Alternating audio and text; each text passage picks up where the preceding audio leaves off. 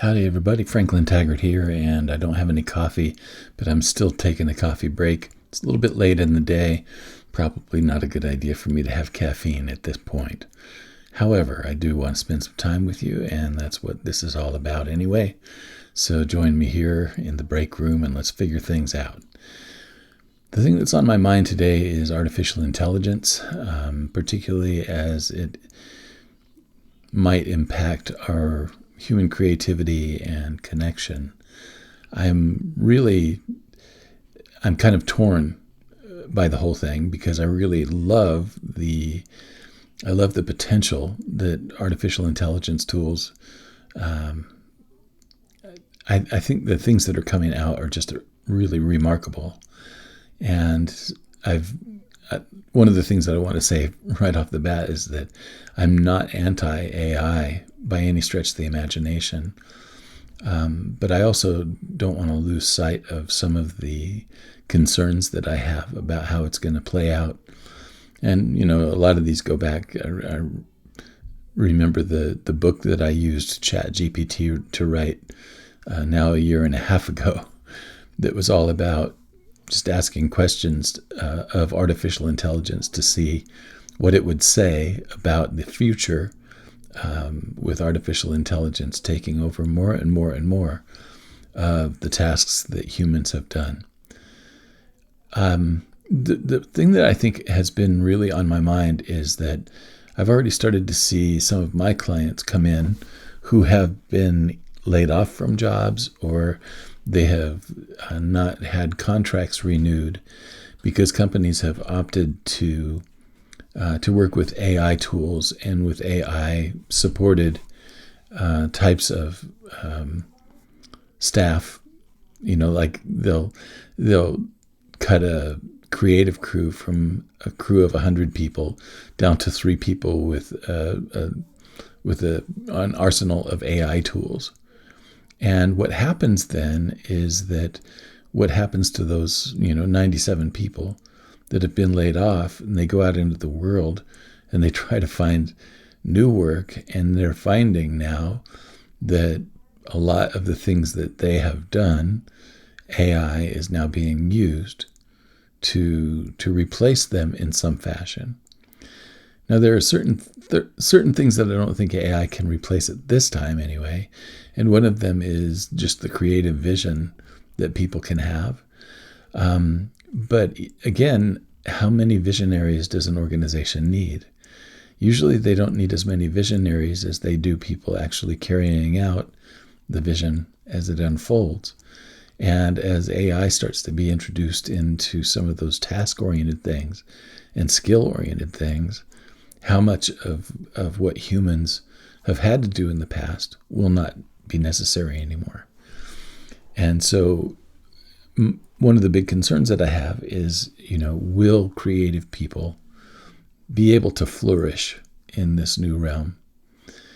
I've had some people say that, well, they're gonna have to become very good AI managers. But again, kind of the whole trajectory here is for AI to start becoming more and more autonomous and not need humans to direct it.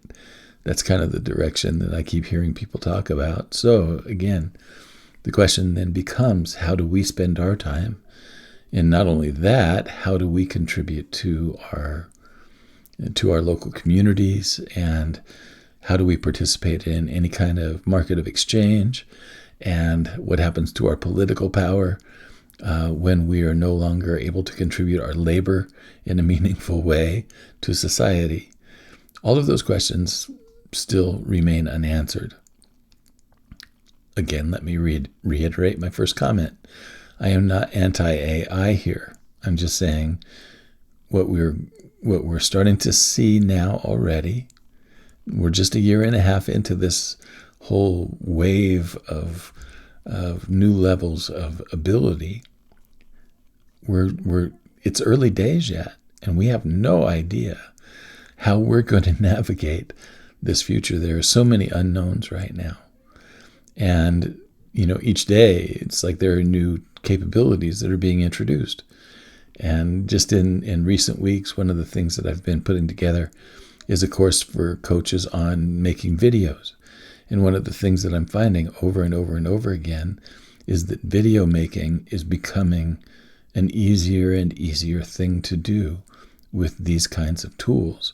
And many people can now do a lot of it themselves, as long as they're good storytellers and as long as they've got, pretty decent creative vision. The AI tools just allow them to be able to participate in this way in the world. What I think is really interesting, though, is that I'm going to just speak from my own personal vantage point, and that is that creativity to me, not only is it a profession, but it's also an extraordinarily enjoyable experience for me. And it's one of the things that is an enhancement of my quality of life. And so I don't want to let go of that. I always enjoy being paid for it. Now, will I be able to be paid for it in the future? That remains to be seen. Will I be able to continue enjoying it? Well, I think so, as long as I'm okay with it just being something that I enjoy for the intrinsic sake of itself. Like, for me, music has become that in the last couple of years. When I retired from performing, I just decided, I don't want to have any part of my income or revenue or living attached to making music anymore. I want it simply to be something that I do because I enjoy it for its own sake. Well, are my other creative outlets going to become the same thing? The other question that I have is, what is this going to mean for the value of creative work in the marketplace? Is it going to become something that, is no longer something that is paid for outside of a Canva membership or, an Adobe Creative Suite, subscription? Is that what we're going to end up paying for as AI becomes more ubiquitous? Maybe even more condensed than that. It's like, who knows how that's going to show up. But what will happen then to the market for creative work? Will there even be a market for creative work? As far as fine arts are concerned, I still think that there will be a place for fine arts as long as there is an economy that supports other types of businesses and careers and other types of economic factors. As long as we've got an economy that takes care of the majority of society, I think fine artists are going to have a place because people buy fine art because it enhances their life, it's a good investment, and because it's a personal statement. The markets that I'm talking about are more along the lines of, the people who are being laid off from content creation organizations. One in Fort Collins just laid off, I think, between 90 and 95 people, and they're left now with a staff of around 5. And that staff of around 5 now is responsible for, basically the entire U.S. Territory, making websites and social media content and things like that. And they're relying now on AI for the majority of that creative output. So 95 people are now without a job. Where are they going to go? We don't know yet. We don't know if or where they're going to go, if they're going to go anywhere, right? So that's some uncertainty that I'm really concerned about as far as artificial intelligence is concerned. Now, let me for the third time reiterate that I'm not anti-AI. I use AI every day, and I've been using AI for a long time in different capacities. Starting with automatic text messages where you can do your autoresponder. That's AI. Grammarly is another one that I've used pretty religiously for the last few years to improve the overall written communication that I do. And I'm reliant on that. I'm not gonna lie, and I'm not gonna apologize. Grammarly is my copy editor. Now, you may you may argue with the creative voice of Grammarly. I don't necessarily think it's all that great, but you can play with it. I'm starting to play with tools like Descript, where you can actually, make automated edits to your videos using text, and you can actually create videos using prompts. I'm fascinated with a tool called InVideo, and Canva just announced a whole bunch of new AI stuff at their announcements last week. So I'm not saying that we shouldn't use these things. I'm just saying we are going to have to be prepared for some changes in the marketplace that I don't think have been fully considered yet, because we just don't know enough about them. Now, the last area that I want to touch on is that I'm concerned about how AI is going to impact our ability to connect with each other. I feel like that, the role of so much creativity is communication. And the function of communication is to facilitate connections between humans. Now, that's already largely in so many online circles. Our communication with each other has been automated in a variety of ways. Like if you get an email in your email inbox, the likelihood that everything besides the composition of that email has already been automated is pretty strong. Now the composition is being automated. What does that mean? I wonder, are we really actually forming a connection then? Doesn't feel like it to me. So let's say that I start, turning over all of my email newsletter composition and automation to AI tools. I don't even barely have to touch it. I just have to put in the prompt, tell it what to write the article about. It loads up the article and creates the image, fires it off into my newsletter mailing list, and I may not even know one thing about what was written there. So let's say I go out to a networking meeting and I meet somebody and they say, "Oh, I really loved that article that you had on your newsletter about such and such." And I said, "Wow, what article was that?" So they're feeling like they've made a connection with me based on that article, and no connection has been made at all. So is that legitimate and authentic human connection? I don't think so. I am concerned with the way that technology promises to connect us, when in reality it tends to isolate us.